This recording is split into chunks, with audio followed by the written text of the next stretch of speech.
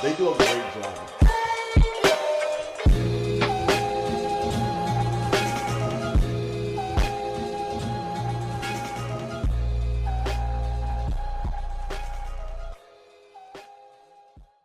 Polemic. It's the We're people's space for debate. Polemic peoples. Welcome to another episode of The Sit Down, brought to you by the Springfield Creative City Collective. And I got a story to tell. You do? I got a story to tell. Okay. I got a story to tell. We're going to kick this off right. Once there was a lumberjack, Tiff. A lumberjack. A lumberjack who walked uphill with his friends to work every morning. Okay. He measured his days by the number of stories he axed down, the number of trees he axed down. Mm-hmm. Every day, he gave maximum effort, went home, and then went home to his family. Mm-hmm. One morning, on his way to work, the lumberjack stopped walking. His friends kept going until they noticed he wasn't beside them anymore. All right, decisions. What's wrong? One asked. He looked at the trees ahead and said, "Why are we doing this? Why are we going to work?" They laughed at first, thinking he was joking. Then they saw by his expression that he was serious. Mm-hmm. What are you talking about? We going because it's your job. You cut trees. That's what you do for a living. My purpose. But not for me, the lumberjack goes. Cutting these trees down does nothing for me. I'm doing it for someone else. Why should it matter to me? Mm-hmm. To feed your family, one yells. I do love my family, but one day they'll be gone. Absolutely. Doesn't that mean that the money I provide for them is pointless? Why are we doing this? You're talking crazy, man. Come on, we're going to be late. No. You go ahead, the lumberjack said. Mm-hmm. I'll catch up to you. I just need a minute. The lumberjack watches as his confused peers walk away, and he drops his axe, staring off into the mountains in the distance. The big question of the day, in life, what matters, if anything at all? What are your initial thoughts when you hear that question? In correlation to the lumberjack, or? Yeah.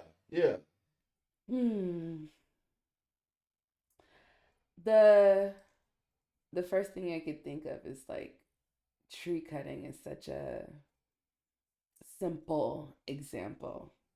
But I think our commitment to work isn't so simple.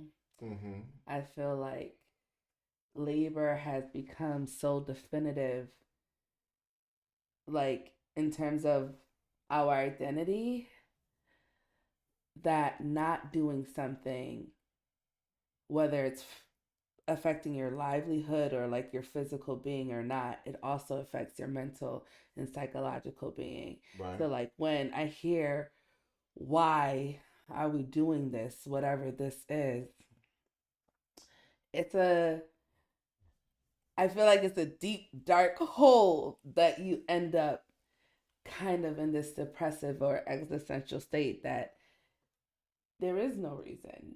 Mm-hmm. That's what I immediately think of, because you can make an explanation to why you're cutting down trees, why you're driving to a certain place, why you're eating at a certain restaurant. You can literally make it up as to why this matters every single time. But if I can make it up, is it real? So can I pause you on that one? Of course. I would love to take what you said and kind of lead to one of my questions being that being able so if nothing matters, it leaves you it gives you the permission to kind of make things up for yourself, right? That's one concept. That's the absurdism Exactly. argument that Albert Camus was making in the myth of Sisyphus. Sisyphus. That's a new one. The myth of Sisyphus, and Ooh, he argued that the absurdism argument states that life doesn't matter. Like it has no inherent meaning. Yeah, it has no inherent matter, has no inherent meaning. But what is inherent is our desire to develop meaning, Okay. right? And Okay. we have the ability to, and that's the absurd part, that we're Mm. given this life that has no meaning. Like we're given the blank canvas and we're the painters. It's up to Mm. us to provide meaning to that canvas and pick up the brush and decide the colors and the strokes. And that's So absurdism that's because absurdism. nihilism is just Nihilism the is idea that strictly there's no inherent meaning, nothing everything is matters. pointless, nothing matters. Even because nihilism would say even your meaning that you make up for yourself for life doesn't matter, Ooh. right? So this leads me to the question: are we as humans are we qualified? And this is going to get into a theism conversation, I'm pretty sure. But are we qualified to determine what matters for us? Because you have humans who are moving throughout this world with a preset, Mm-hmm. right? Like for anybody in this room that's ever worked on Photoshop, Canva, Mm-hmm. any type of video Mm-hmm. editor, right? Photo editor, it comes with presets. It comes with a default. It comes with different settings Right. that are already given to you. You don't have to customize anything. That's how I look at theism. Like you're given the template, and you're kind of told like that you're given an instruction on what matters and what you should be concerned Absolutely. with, Yep. right? So are we qualified to develop our own setting for life, our own preset? Yes. That's my whole life. Like that's all I do is make stuff up and believe in it enough, share that belief with other individuals, and that begins or begets collectives, and it continues on. Like I think that's almost my favorite part of life is the concept of, or just the fact that we can make things up. Yeah, yeah. When I think of music, when I think of art, when I think of culinary arts, when I think of even architecture and buildings. Have you ever seen a building and just be like, oh, just been in awe? It's such a random example, but like that was all made up. It was all a thought. Yeah, yeah.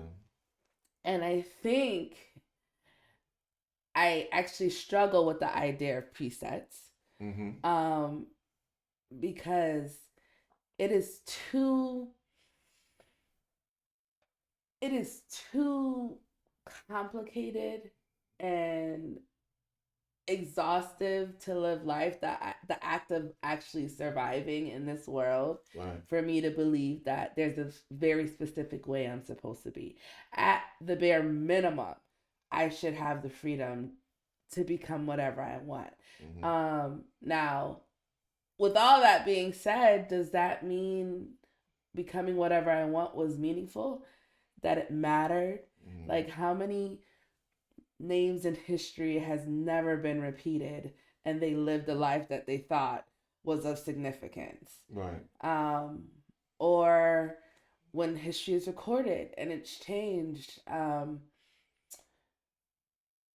the question begets itself again. Like, did it matter? Nobody remembers. It reminds me of the movie Coco. You know what I mean? Like, break that down. Well, because I love me some Coco. You need people in reality, in the physical realm, to remember you, so that you can keep on living in the spiritual realm.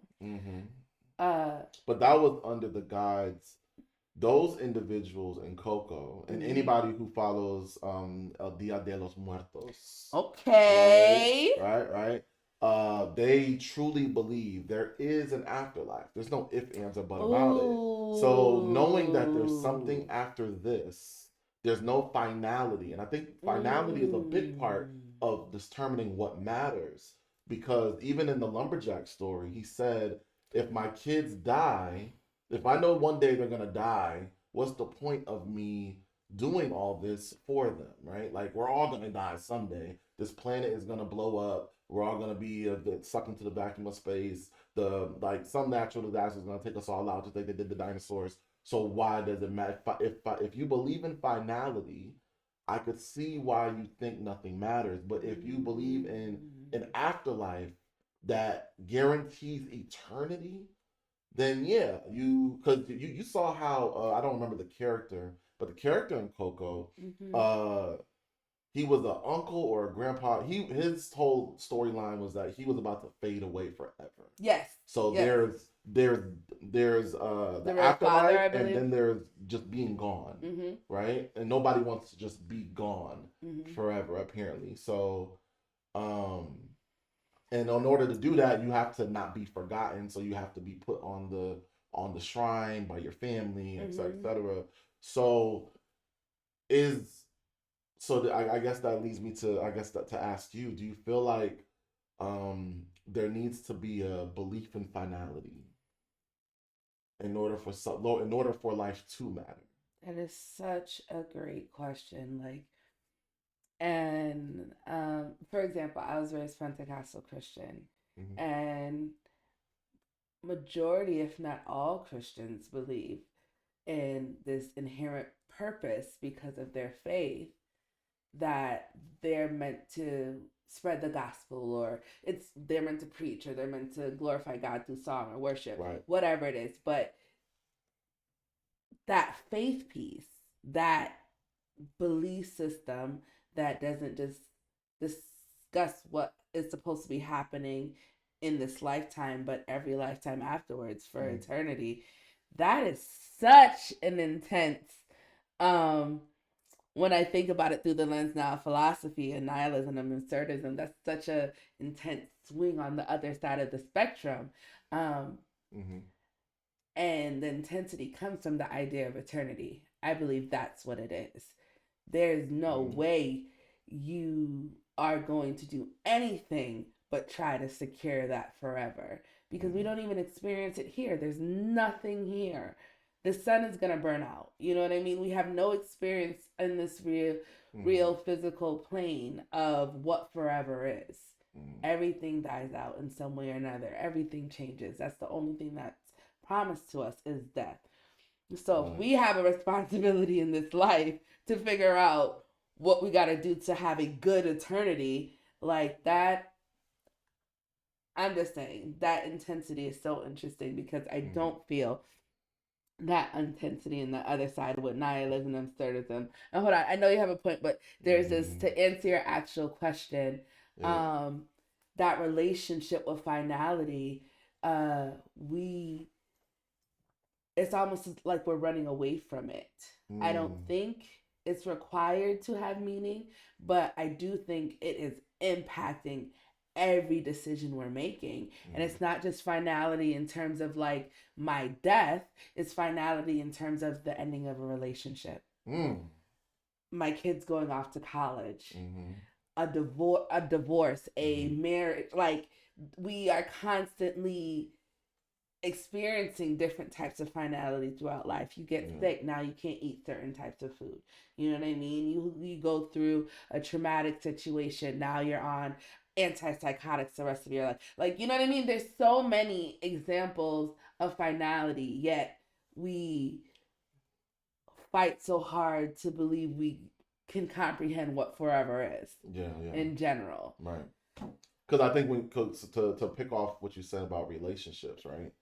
Because when we get into certain relationships and you're in the honeymoon phase and you're in love, Mm-hmm. you got the Oh my butterflies, God, she's so perfect. you feel like it's going to last forever. Forever. You're imagining forever. And Forever. I can't speak for everybody, but I start imagining gray hair days with you. If I'm in Yes. love We with on a you, porch, we're on baby. a rocking chairs on the porch watching Yes, I'll get your grandkids, lemonade, man. sweetie. And that's the feeling I hold on to Yeah. make sure this thing works. It's motivation. But I've told you before, my thoughts on finality and my thoughts on eternity, because you were mentioning You think it's torture, I right? think eternity is. I don't think nothing about eternity is good, Mm-hmm. right? I don't want to do this forever. Yeah. I don't want to exist forever. I think Whew. I think of like first of all, immortality in itself terrible. That's complete torture. Yes. But if you're like trying to convince me that there's a afterlife where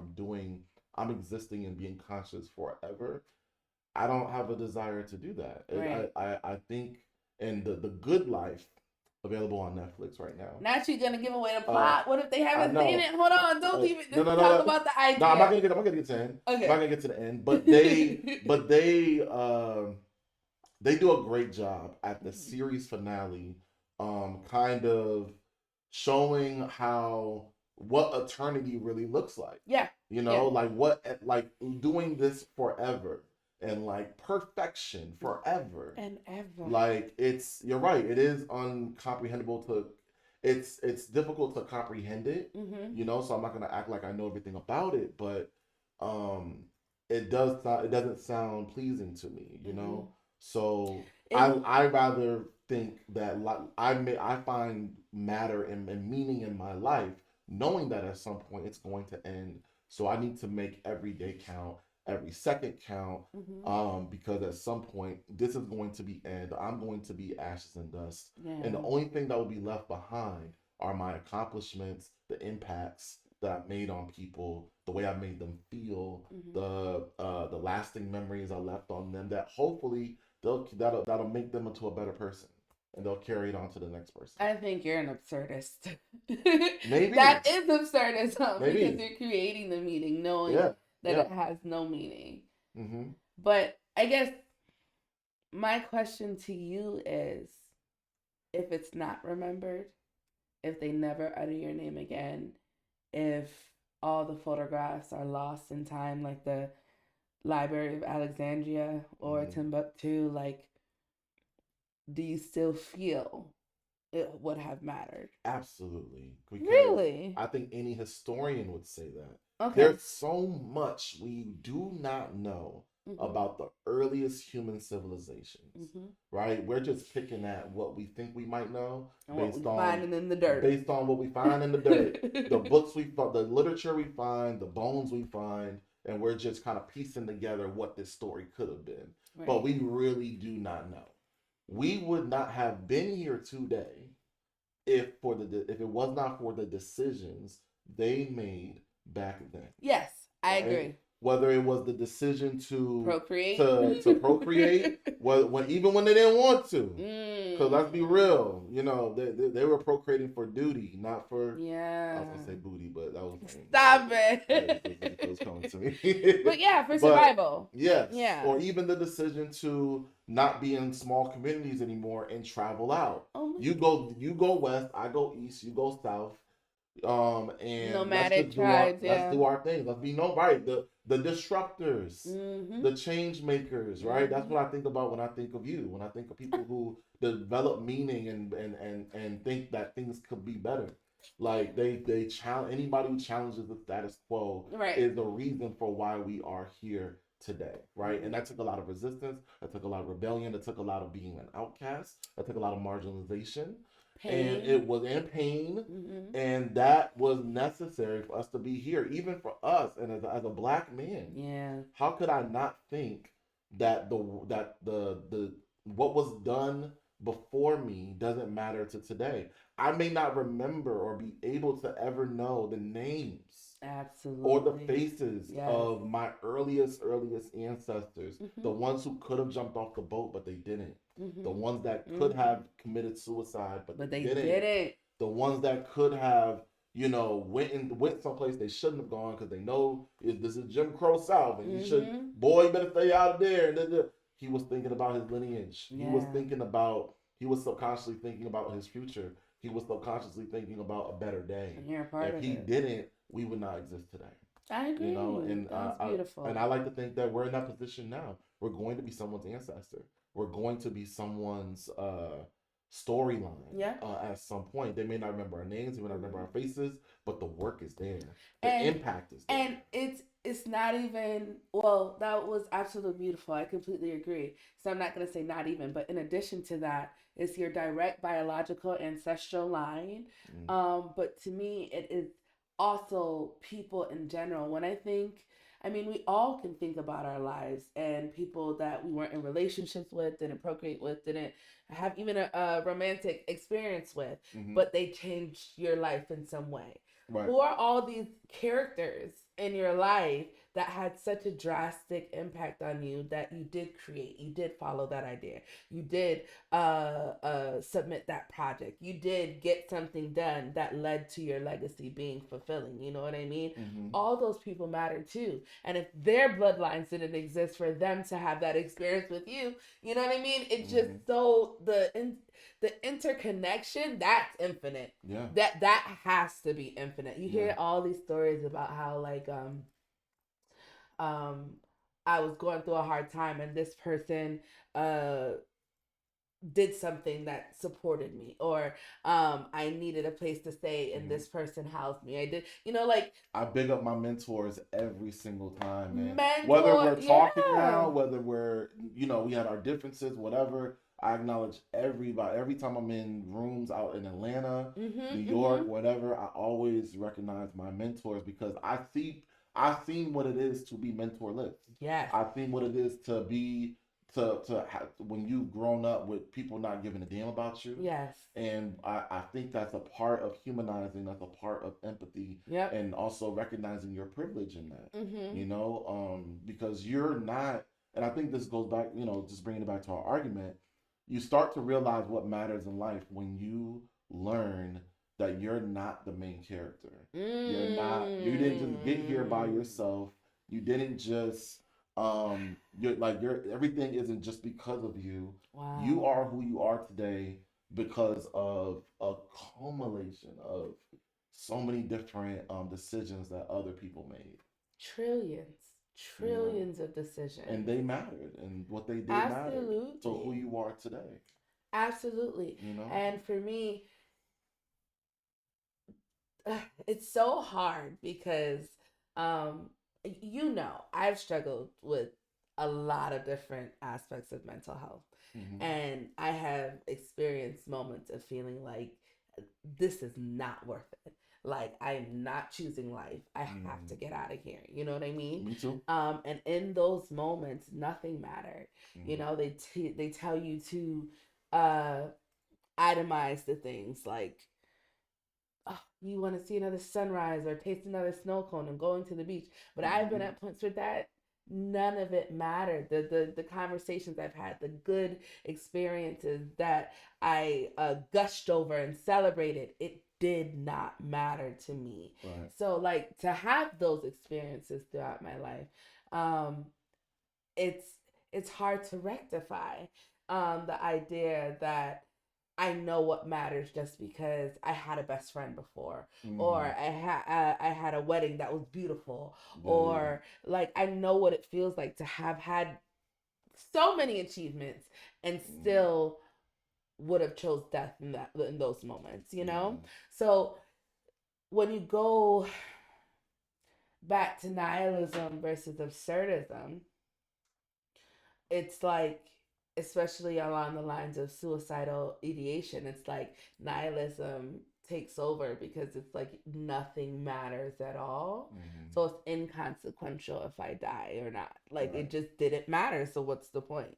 But absurdism, which I think is what they kind of try to force on us, is like, okay, nothing matters. So you shouldn't die. You should just be. Could we we could make the assumption that most who are really suicidal and don't see a value in existence are thinking from a nihilistic perspective.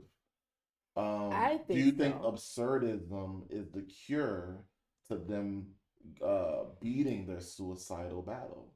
Or like do you think if you can get someone who's thinking nihilistically to think more on the Albert Camus side of the argument, if you can get them to think more so of like, yeah, sure, what if, because I've had that conversation before. I've been the person that people have had that conversation with. Okay. Right. I've sat with people who feel like life doesn't, like there's no meaning to the existence. You're almost never gonna get them to see that there is a meaning to life, right? And I either see people come out of that by being given a preset because they're lost and they need guidance, and I'm not mad at that at all. That's why you will never hear me, disrespect people who choose to go the theist route. right? Because if anything that gets you from off that ledge, I'm happy for it. Because I'm happy that you're here, and I'm happy that you're moving forward. But the people who that preset doesn't work out for, um, I think getting them to develop their own meaning of life is how they tend to come out of it. So yes, do you think absurdism is the cure to suicidal, that suicidal route? I think it definitely can be helpful if it depends on the person, because I feel like there has been points where I don't even want to expend the energy to manage the things that would make meaning, if that makes sense.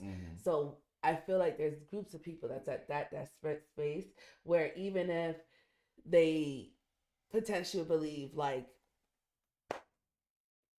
being a college student would create meaning, or owning a bakery would feel meaningful, or going to the beach would feel meaningful, even if they can make that list, right?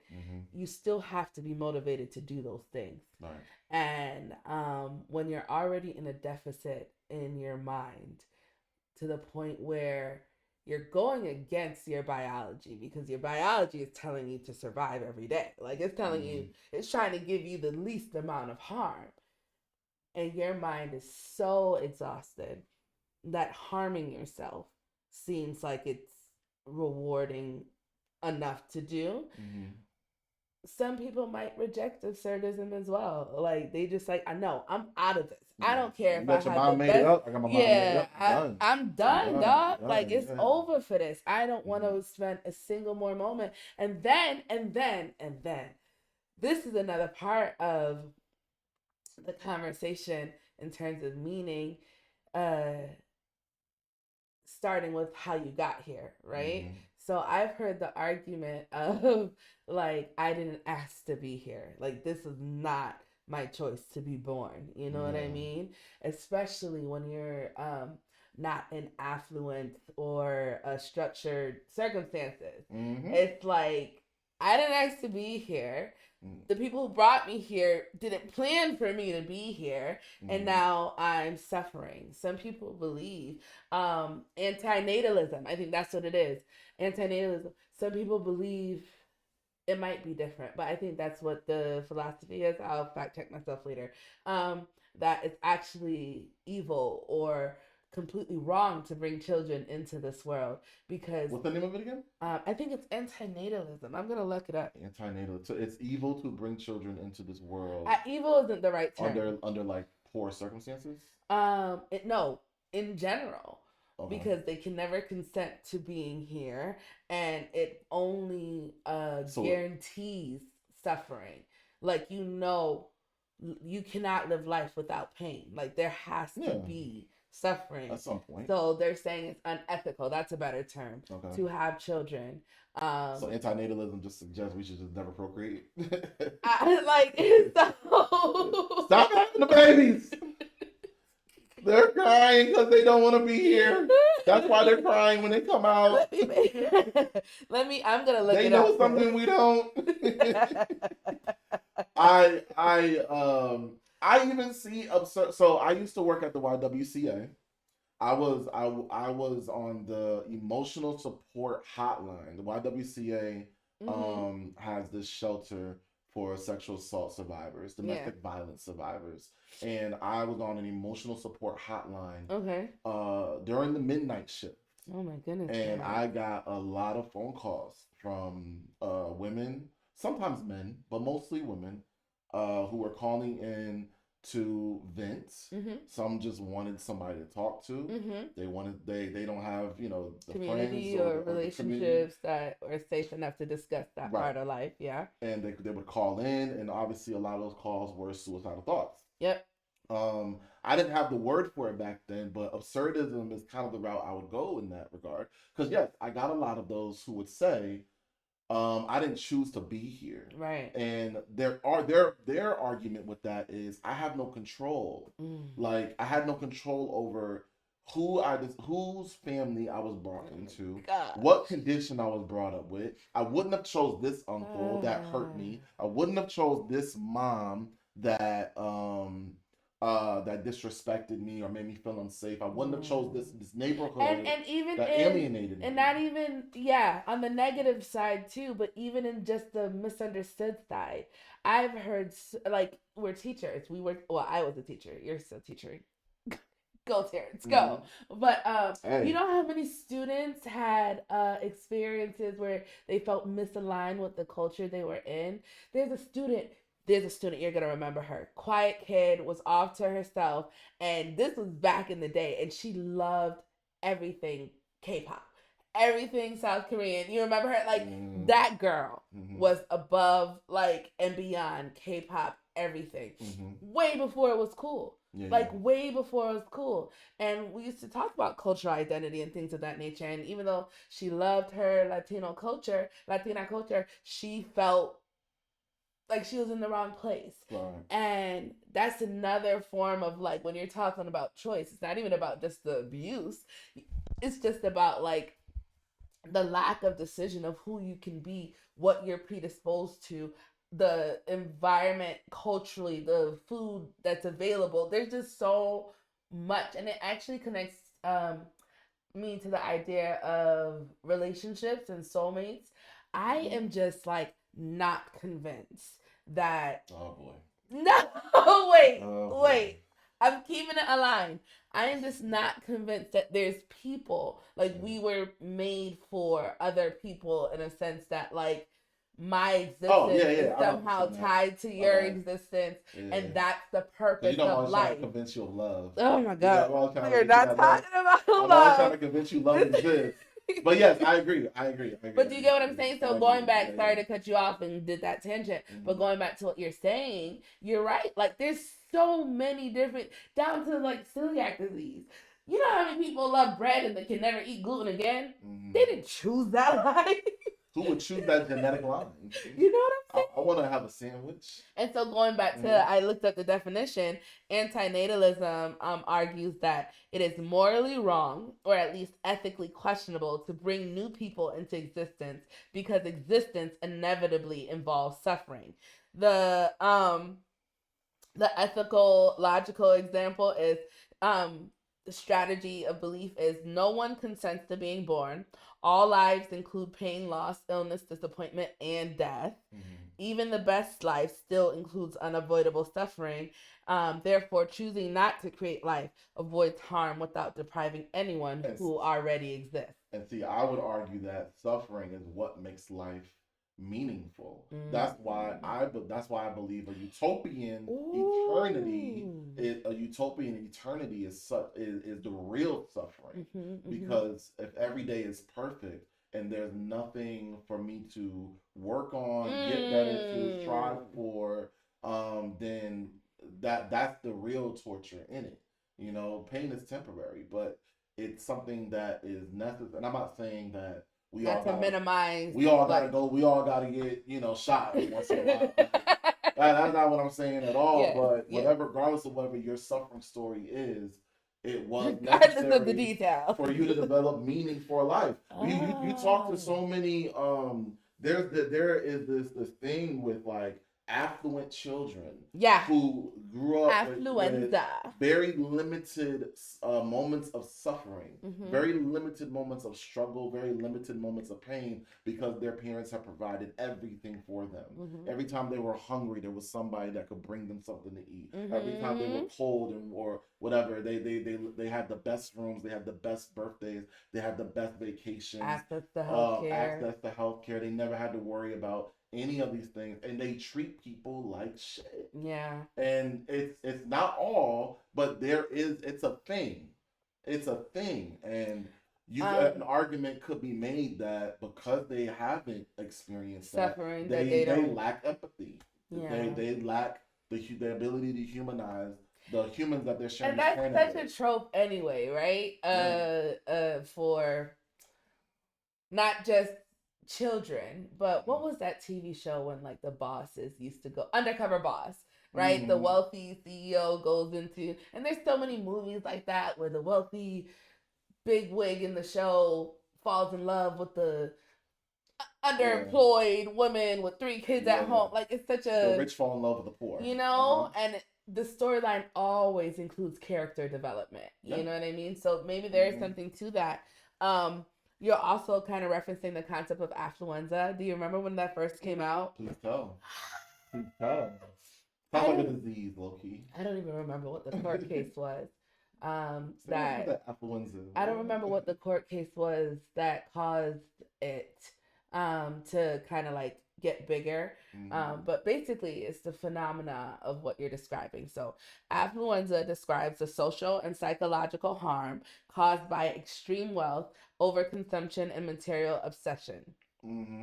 What affluenza looks like: chronic dissatisfaction despite abundance, loss of empathy or social responsibility, identity built around status, not values, anxiety, emptiness, or disconnection masked by comfort, and treating people, time, and even ethics as disposable. That's exactly what you're saying. And so, connecting it back to antinatalism again, when they're saying life, it's inherently unethical to have children because it requires suffering to live, is a concept of antinatalism based on the preface of suffering meaning that life has no meaning?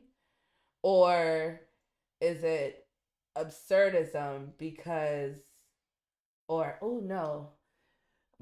thing is the concept of suffering means, does suffering on its own mean it's just happening, or does suffering give life meaning?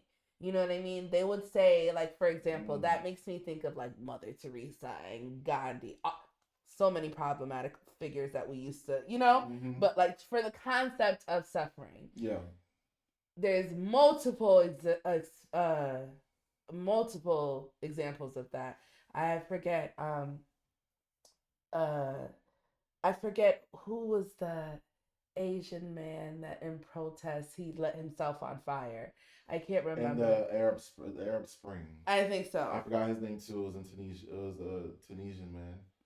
In the Arab Spring. You know what I mean? But I know who you're talking about. And the monks, even right now, walking for peace. It kickstarted a jumpstart of Middle Eastern conflicts. You know what I'm saying? So it's like we significantly praise all of these people. Nelson Mandela in jail for how long? You know what I mean? This is the trope. This is the that story. Pain, that suffering that we saw, it gave meaning to the moment and the message they were trying to send out. That's why when people do sit-ins during Jim Crow, they were willing to sit there and get crap on people, throwing food at them, spitting on them. Like, that suffering, or even the image of Emmett Till, whose brave mother, was like, show the people his casket. Show the world what they did to my baby. Because that suffering, it's a rhetorical device. Translated. As an ELA teacher, I know it's a rhetorical device. It triggers emotion. Emotion triggers more than anything to gather the masses. Right now, we just recently saw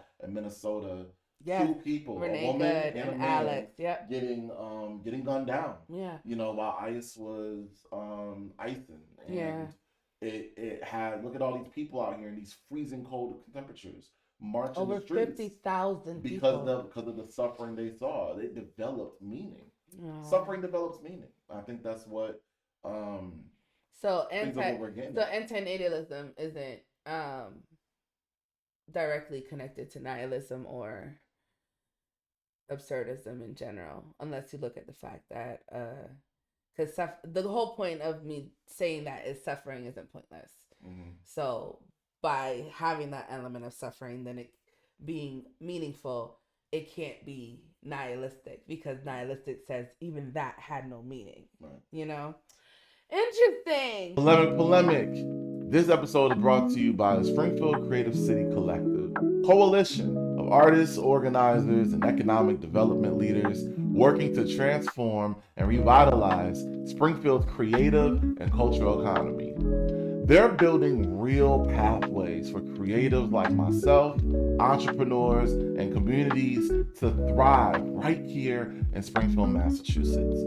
If you believe art, culture, and community are engines for change, this is your people.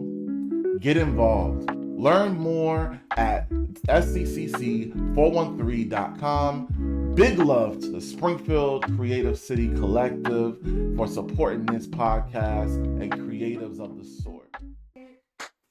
Okay, so we're speaking of children. Online, someone had made, I had one of the TikTok videos I saw, I couldn't find it for this podcast, but she had made the argument in this reel that Generation Z and Generation Alpha are absurdists and they don't even know it because they operate in a way that where they're kind of defining meaning for themselves. That's why you see a lot more and more of that. And I think millennials started this as well. You know, I'm sure she was. I think we started like almost everything. But you know, they're fully claiming it. Yeah. She makes the argument that future generations, as you know, younger generations are developing meaning of life for themselves. Yes. Right? They're not going the traditional routes that everybody that previous generations have imposed on us. They are not. And my question is, do you think the future is in good hands under those guidelines? Do you think the future is in good hands with majority of the generation being absurdists? Or do we need duty? Do we need precepts? Okay. The future is never in good hands. Like it's never gonna be a thing that like. Wait, what? No, wait.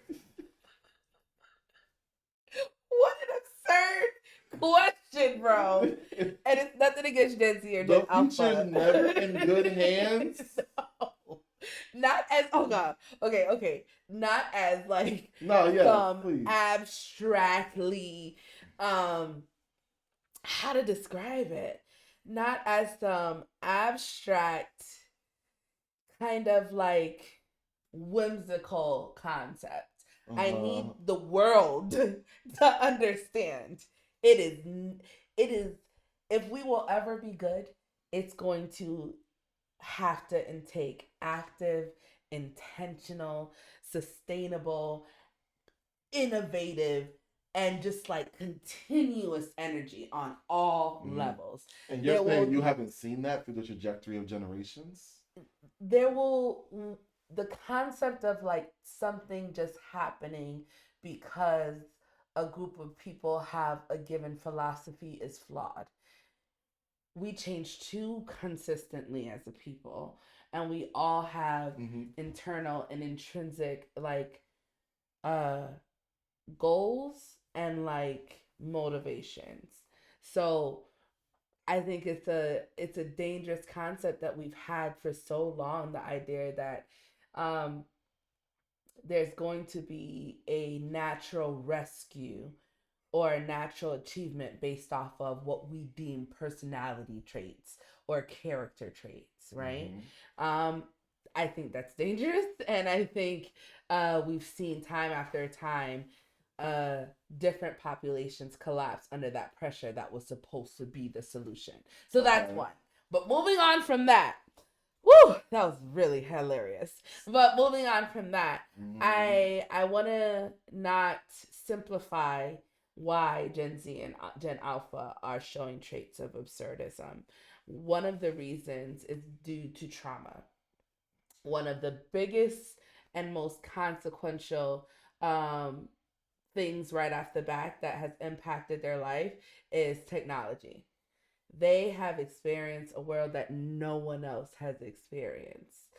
The way that they have navigated their development is highly influenced by the internet, and it's highly influenced by a lack of consistent creative and cognitive development like we naturally get from playing with people outside and making up games, or previous generations not coming home until the street light. There was a lot of things that these two generations missed, to the point where it's a consistent experience for them to watch other kids open toys online.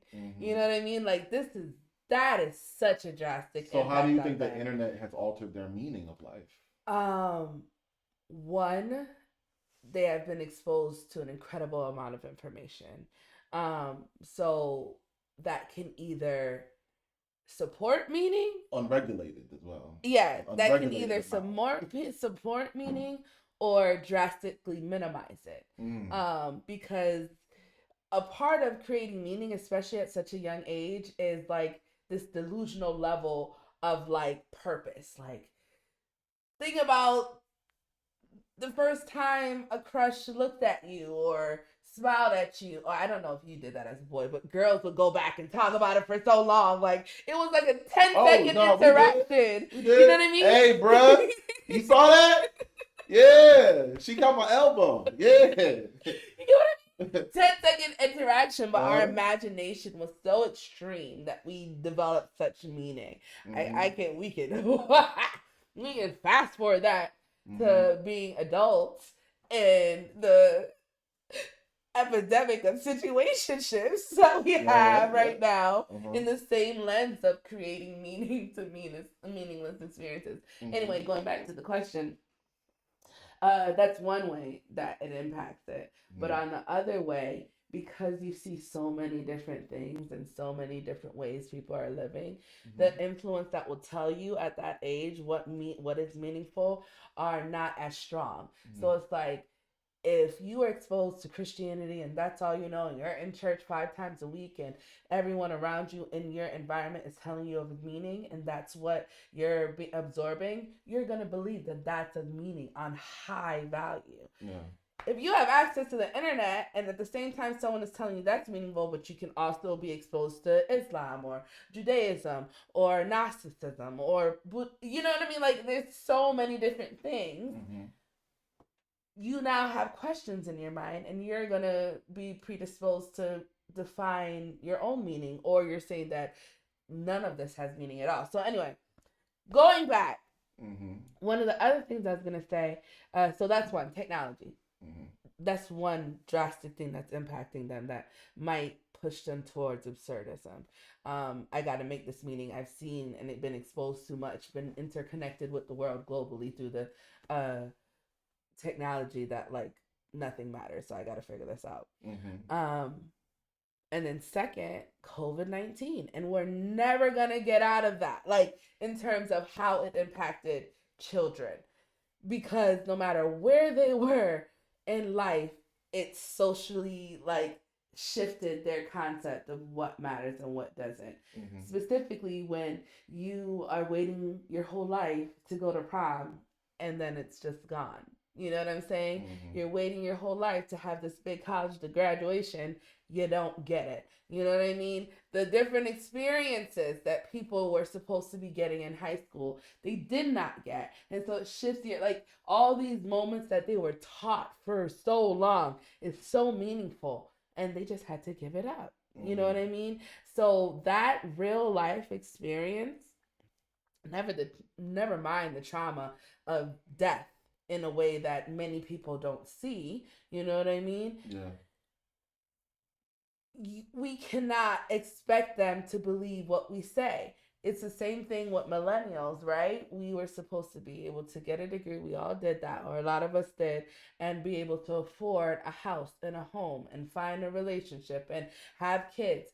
And we inherited a housing market that is 2, 3, 4 times more expensive than our grandparents and our parents.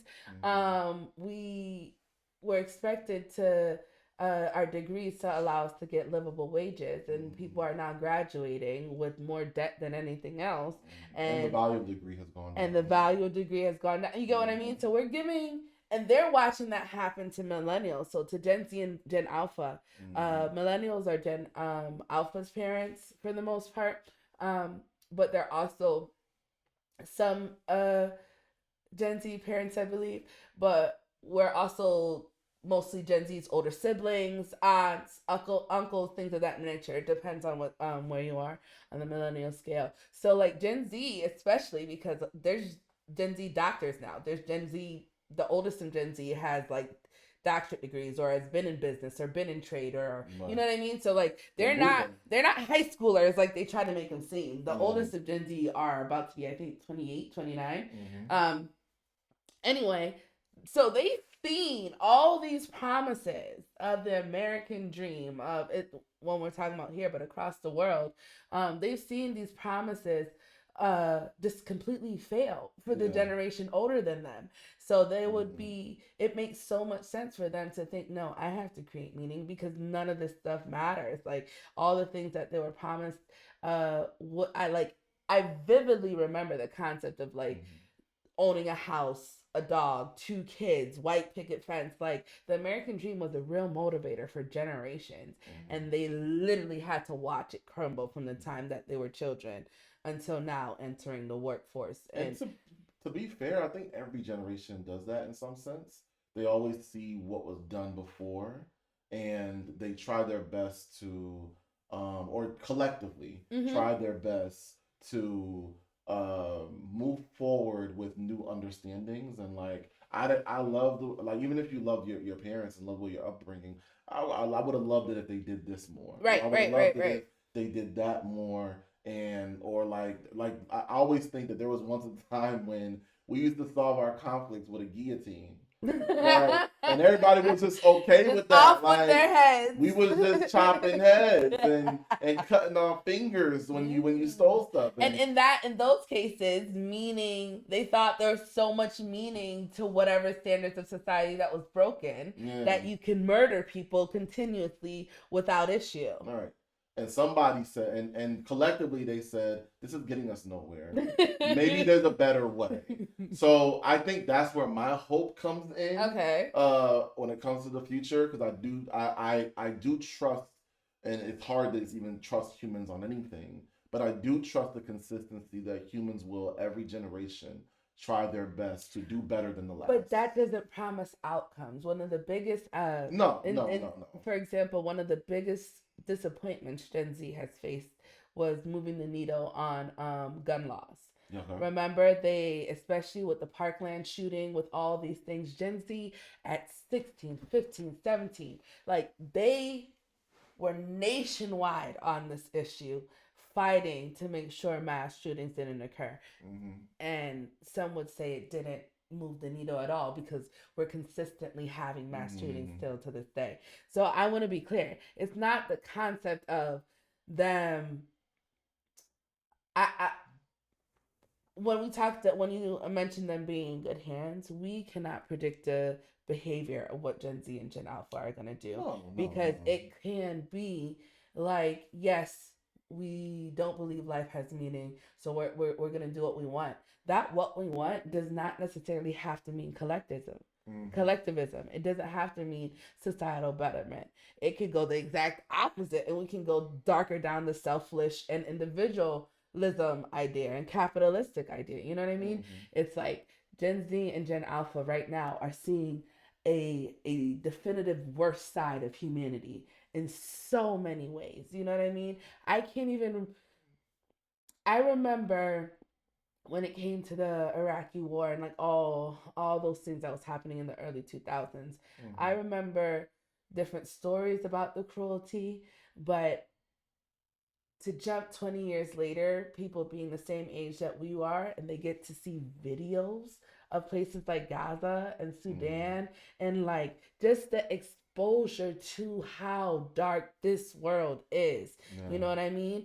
We never had that before. And you think that darkness, that exposure to the darkness is what has developed into this nothing matters. It could be. I think there has to be a correlation. But what we can't determine is what they do with the concept of nothing matters. If they believe that nothing matters, are they falling on the nihilist era where it's nothing matters, so let's not even engage? We talk about the Gen Z stare, you know what I mean? We talk about a lot of different things. So it's like, are they going to go that way where they're like, it doesn't matter, I don't care, leave me alone? Or are they going to go the absurdist route where they're saying it doesn't matter, let me create meaning? And even if they do go the absurdist route, are they going to create meaning as individuals, or are they going to have a collective mindset? You know what I mean? I think there's even a third route where, because something we haven't gotten to on this show yet is that nihilism can have a very dark side. Absolutely. If you operate through this world that nothing matters, it's going to create a chaotic mind. Yeah, it's going to create this sense that you can do whatever because nothing matters. It is the you could justify excuse, anything. It's the justification for why a serial killer serial kills. It's the justification for why rapists rape. It's the justification for why hurt people and all that. They will run amok. So they could either take this nothing matters thought and go the route of just constant war and conflict and not feeling bad about it, not shedding a single tear, right? Like, and because I think also nihilism not only has leads to chaos, but it requires desensitization. And when you're desensitized, I'm scared of people who are desensitized. Like, I'm very aware of who in the room don't give a fuck. Yeah. Like, I'm really very aware of in the room who I need to stay away from, because you're operating under the guidelines that you have nothing to lose and that you don't give, you don't care about, you don't value human life, including your own, right? I think that's actually important to note that the nihilist perspective we're also talking about is an absolutism, like the entire experience of life in general.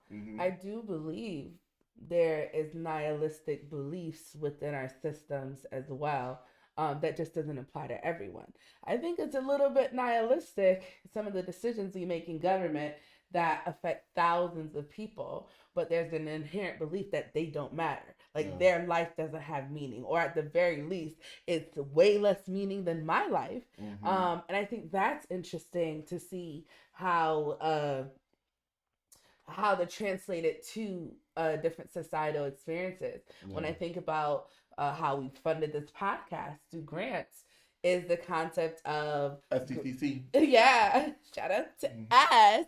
But is the concept of philanthropy and grant writing and all those like aligned experiences a little bit absurdist, right? Like, this has no meaning, so I'm just going to give a bunch of money to random people to do things. You know what I mean? So it's like, how does nihilism and absurdism show up in our society policies? And a lot of philanthropists are just like, look, I got so much money and life is short and like there's no meaning to any of this. So yeah, let's just give $50 million to, you know, this facility or this organization. A lot of philanthropists are just looking for a way to just. That used to be the stereotype, right? That used to be the stereotype where now in our capitalistic society we say that they do it for the taxes or they do it for whatever.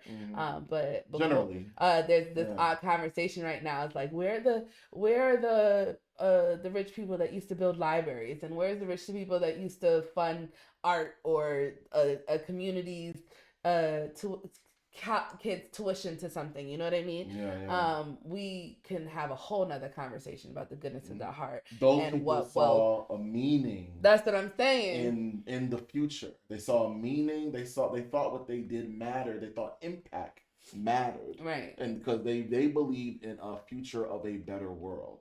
If you're asking yourself why you don't see that anymore, I think that's proof that we're having more nihilistic billionaires and millionaires. So that's what I'm saying. How is it showing up in our society today? We can associate it with classes, economic classes, because it has to be the decision that we're making that ostracize so many people. We cannot definitively say that we believe everyone has equitable meaning of life in this world anymore, especially not in this society. Even when it comes to decisions that we're making regarding military, oil, all these different things, and we're spending large sums of money that we were told can't be used on forgiving student loans or can't be used on free healthcare for everyone. So that's a Mm-hmm. conversation of like, what is meaningful in Right. this life, and how when did the scale shift between life having meaning, or access, or or the compounding of capital has more meaning. It's a whole nother tangent to have, but I would be interested to have further conversation on what parts of our society feels more like nihilistic than, and what other parts of society feels more absurdist. I would like to end on this note. Yeah. Because I want to end on a positive note. I want to end on a positive note. I know the conversation of what matters and what where is meaning. Nothing matters. Could come off Nothing as like at very, all. depressive and whatnot. But these are real feelings that real people are having. Yeah. As they're questioning our existence. What is something you would like to say to someone right now listening that does not feel like anything they do matters and they're struggling to find the meaning in their lives? Wow. Not a hard question at all. I can go first. I can say a couple of things. Yeah, go ahead. Let the clip go. One of the things that I'll say that I hope is not more depressing. But you're here. You're just here. And I literally heard somebody at home go, ugh. Right. Like, you're here. So like, sit with that for just a second.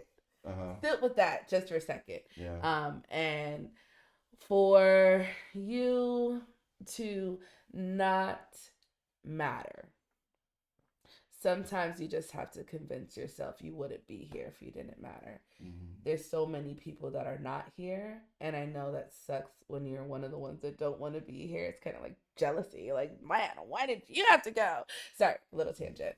But I get those feelings. Those feelings are complex. It's dark, especially when you define mattering in a way that, because you don't have it, you feel lonely, you feel isolated, you feel worthless at times. I felt all of those things.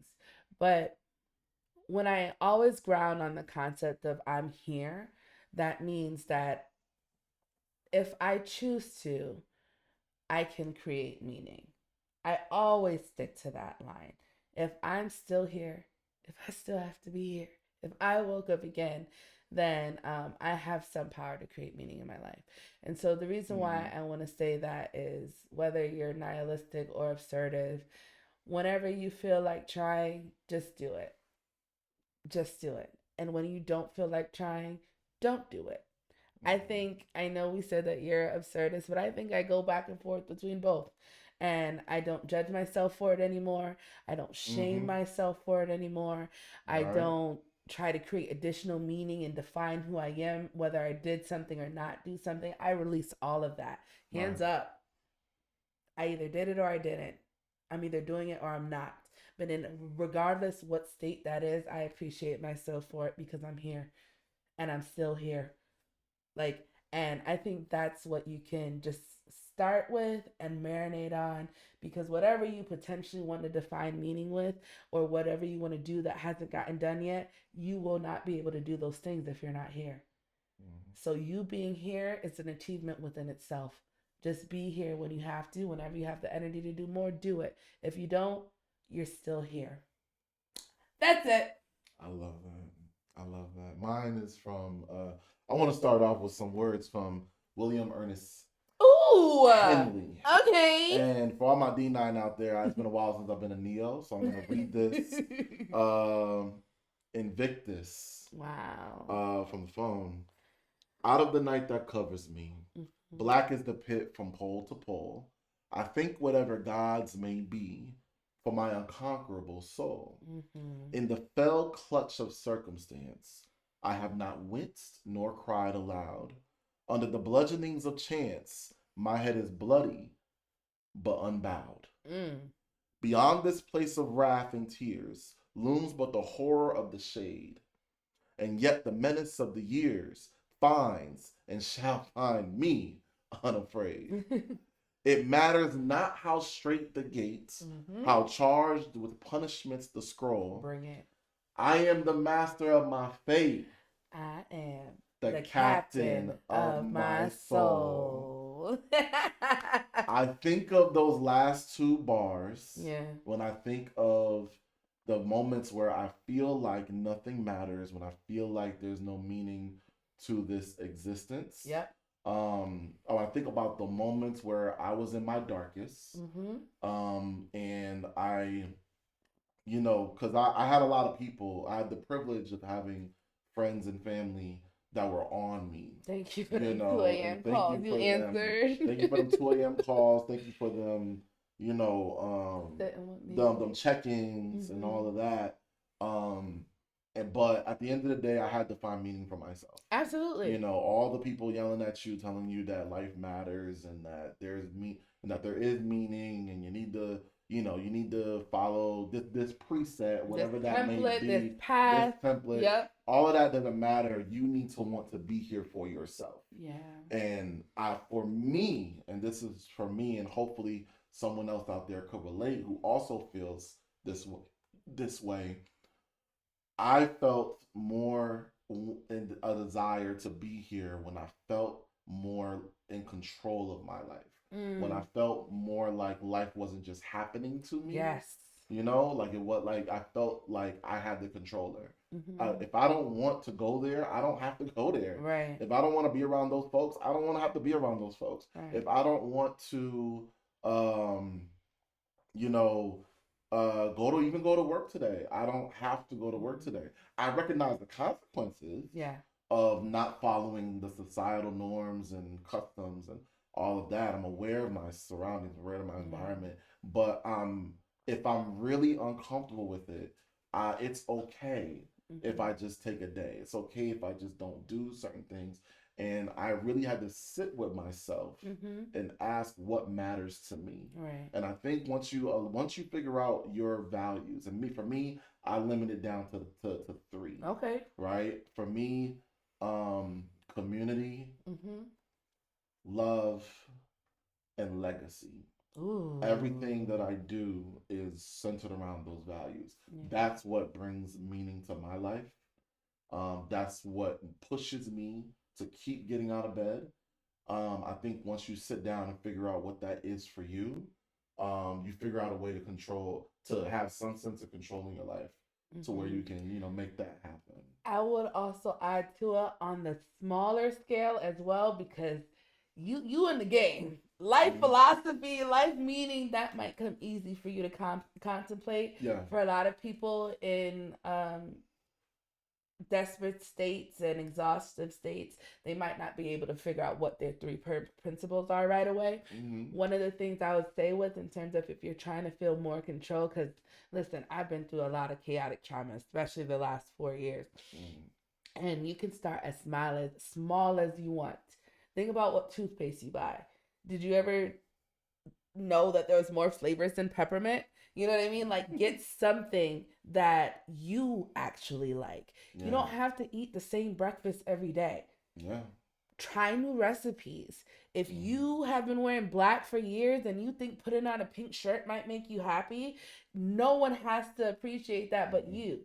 Start controlling what you can control. And it's even the timing that you go to the bathroom. I always take forever and then I just rush to the bathroom. The other day I was like, yo, what am I doing? Yeah. I have control of when I get up off of this couch and when I sit down. And I know that might sound crazy to most normal people, but there's a lot of us that are struggling with even the smallest things in our lives. And they bring anxiety. They bring stress. They bring frustration. That's why I was so happy with you the other day when we were in the pool. Yeah. And you came in with the braids. Yes!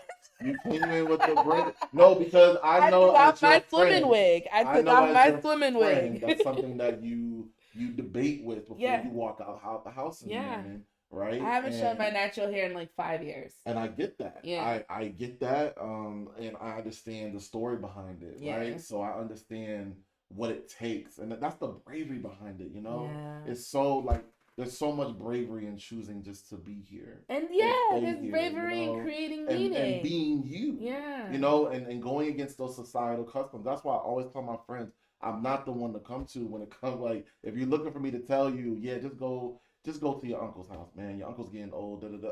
If you told me your uncle hurts you and your uncle gets on your nerve, your auntie gets on your nerve, your auntie stresses you out, your auntie is nothing but negativity. She just brings you down. I don't care about bloodline and all that. If it really gets you to that state of darkness, I'm not gonna advocate for you to go there. There's nothing you have to do. That's a freedom that a lot of us don't get to experience. That's a bar. Say that one more time. There's nothing you don't have to do. Like, there's nothing you have to do, and there's nothing you don't have to do. Once you release that, that's going to allow you to feel a sense of control that you never had before. But you have to have confidence in your decisions and your existence. And that's a part of creating meaning, because the gag is everyone's always going to have a reaction to whatever you do. It's never going to satisfy 100% and you're not of in control of their reactions. You're exactly. in control of your actions. So if you're struggling to define meaning when you're taking control back of your life, unfortunately, that will affect other people differently, especially because most people are getting advantages or benefits from that lack of control that you have.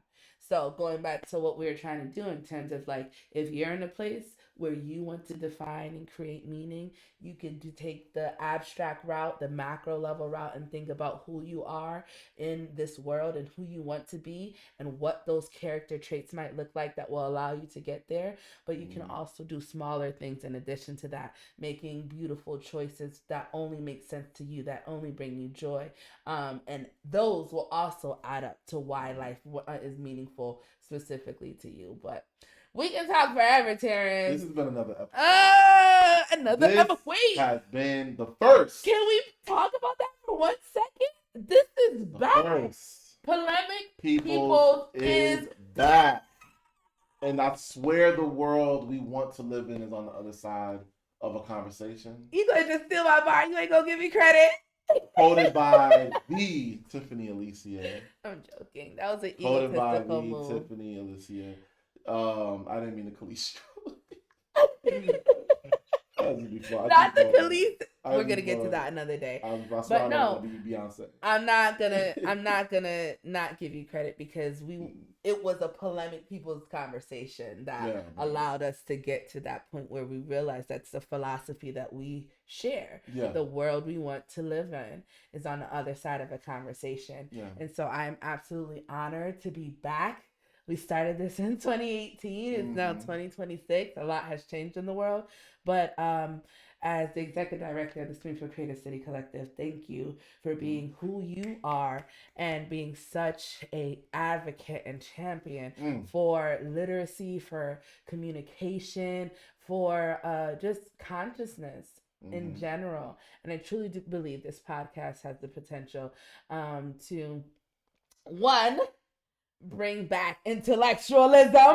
Shout out to you. Elevate our conscious connectivity.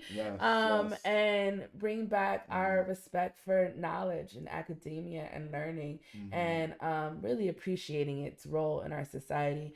And I think people like you that constantly engage people's mind and pushes people to the next level are change makers. So congratulations on bringing this podcast back. Thank you for the support. Thank you for the love. Thank you for the dialogue, because I said it in the test run, but even in the hiatus of Polemic People, we had these polemic conversations. We have in pools, in cars, in at our respective houses. You know, like, these conversations never ever stopped amongst me and my peers.